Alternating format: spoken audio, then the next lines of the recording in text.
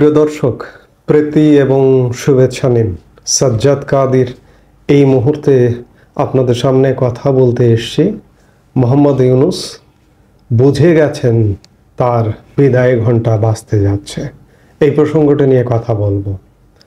প্রথম কথা হচ্ছে যে নির্বাচনের যে একটা বিলম্ব ছিল বা দীর্ঘ সময়ের একটা বার্তা ছিল মোহাম্মদ ইউনূসের পক্ষ থেকে কিংবা মোহাম্মদ ইউনূসের সরকারের পক্ষ থেকে, সেই বার্তাটা কিন্তু মিয়ে এসছে।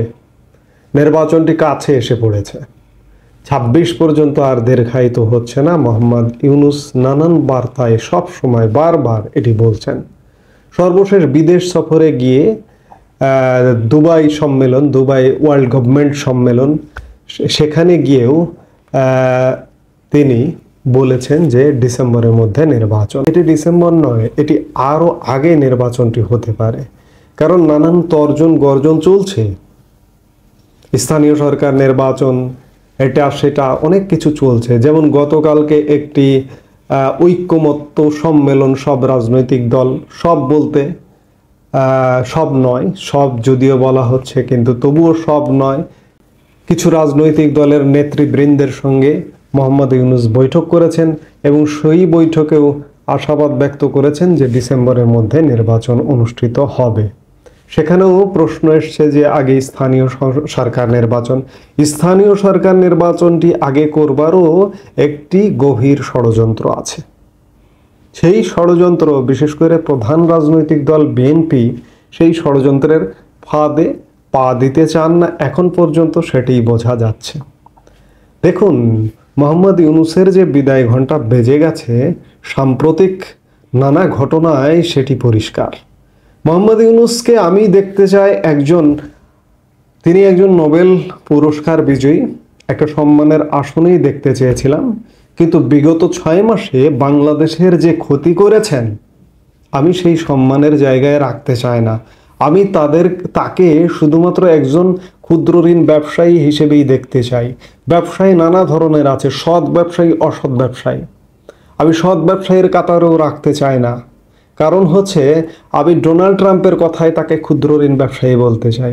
এই কিছু ছল চাতুরিওয়ালা ব্যবসায়ী আছে না, এই তাদের মতো মোহাম্মদ ইউনূস এখনো পর্যন্ত চাতুরি করে যাচ্ছেন, চাপাবাজি করে যাচ্ছেন। গতকালকের ঐক্যমত্য সম্মেলনে কিন্তু সেটিই প্রকাশ পেয়েছে।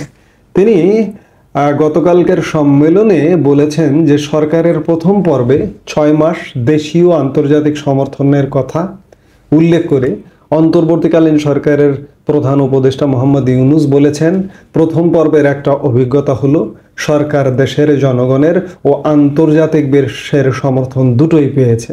পৃথিবী জুড়ে আমাদের প্রতি বড় রকমের সমর্থন গড়ে উঠেছে, যে কারণে অপরপক্ষ ক্ষমতাচ্যুত স্বৈরাচারী সরকার সুবিধা করতে পারছে না, বহু গল্প করার চেষ্টা করছে, কিন্তু কোনো গল্প টিকাতে পারছে না।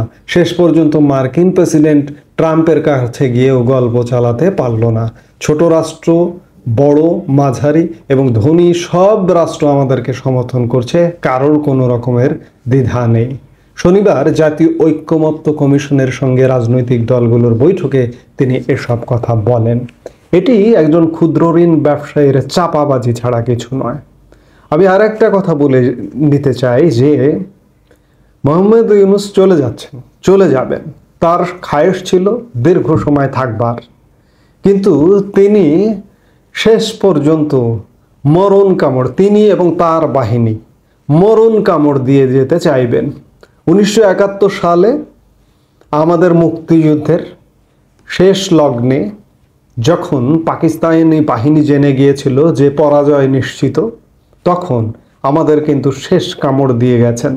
আমাদের বহু গুরুত্বপূর্ণ স্থাপনার দিকে ভেঙে ম্যাচাকার করে দিয়েছেন, মানব সম্পদ ধ্বংস করেছেন।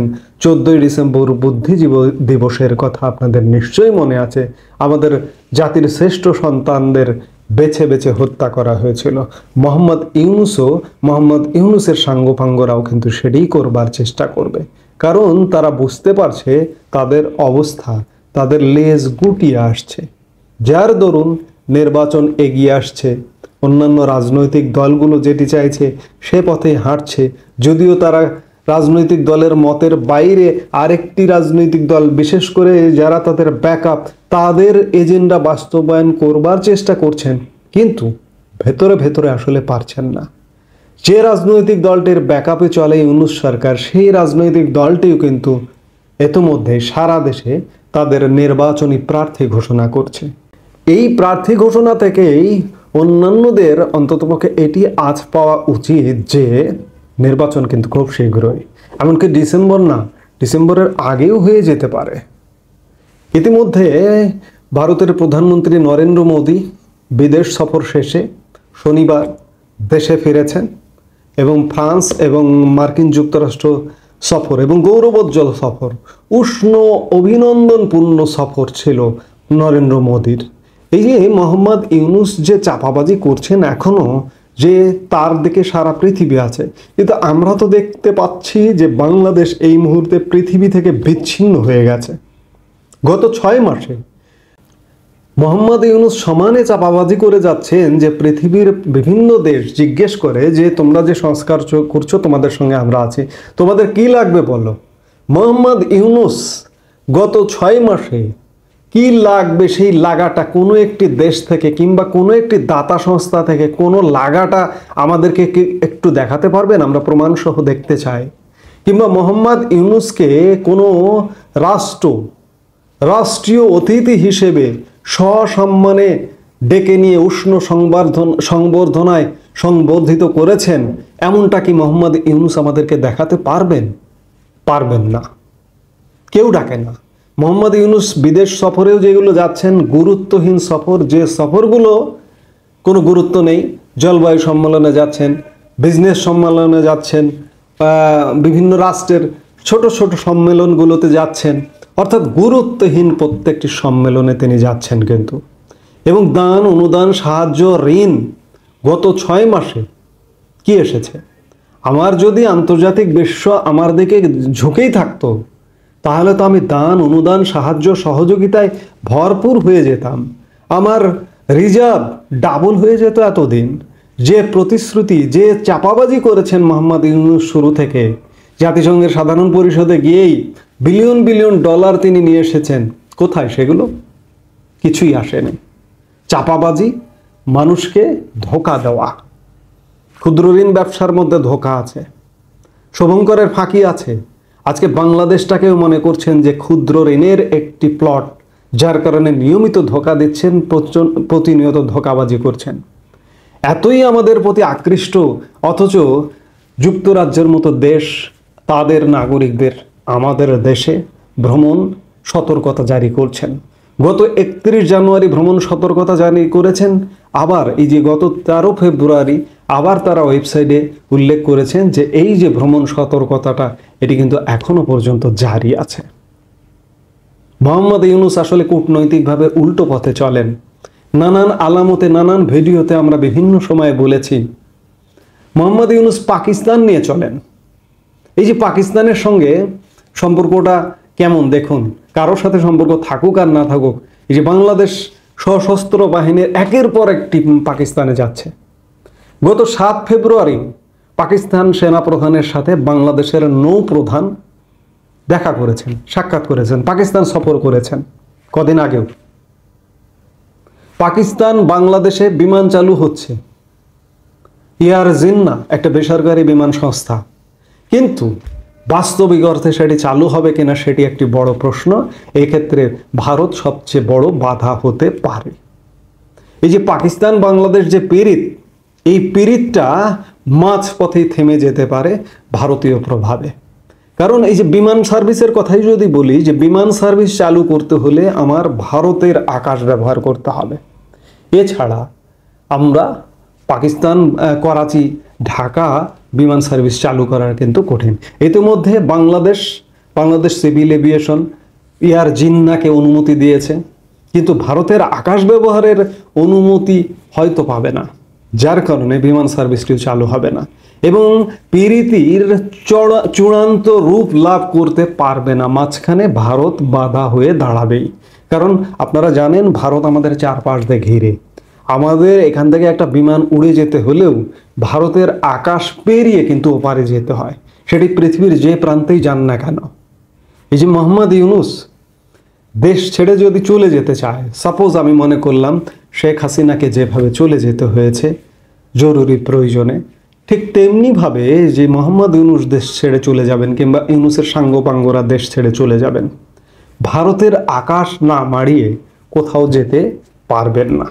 ভারত যদি চায় মোহাম্মদ ইউনূসকে আটকে দিবেন, মোহাম্মদ ইউনূসের সাঙ্গপাঙ্গকে আটকে দিবেন, কোথাও নড়তে পারবেন না, কোথাও নড়ার সুযোগ নেই।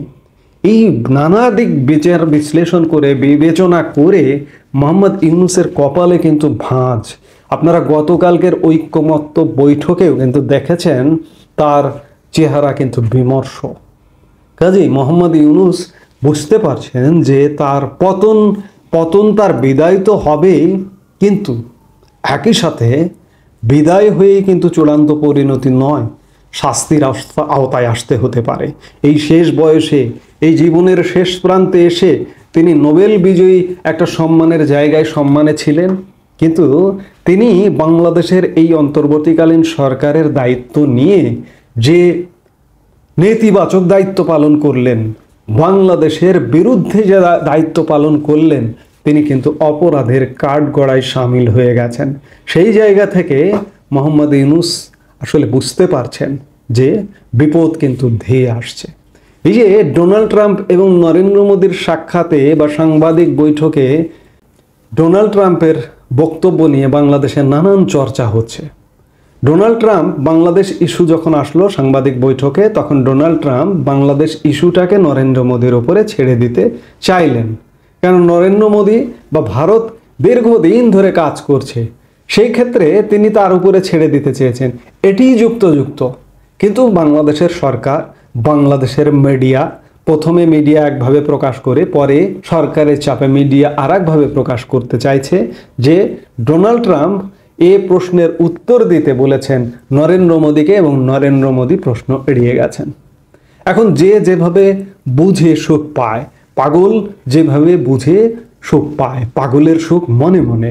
আমরা একটা প্রচলিত কথা আছে, যে কথাটি আমি আমার বক্তব্যে উল্লেখ করি সেটি।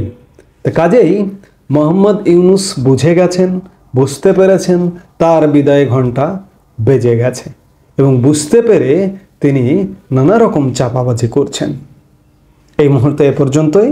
সবাই ভালো থাকুন, সুস্থ থাকুন। আমাদের ভিডিওগুলো নিয়মিত পেতে সাবস্ক্রাইব করুন Sajjad Kadir and the legends YouTube channel এবং লাইক, কমেন্ট, শেয়ার করে সাথে থাকুন।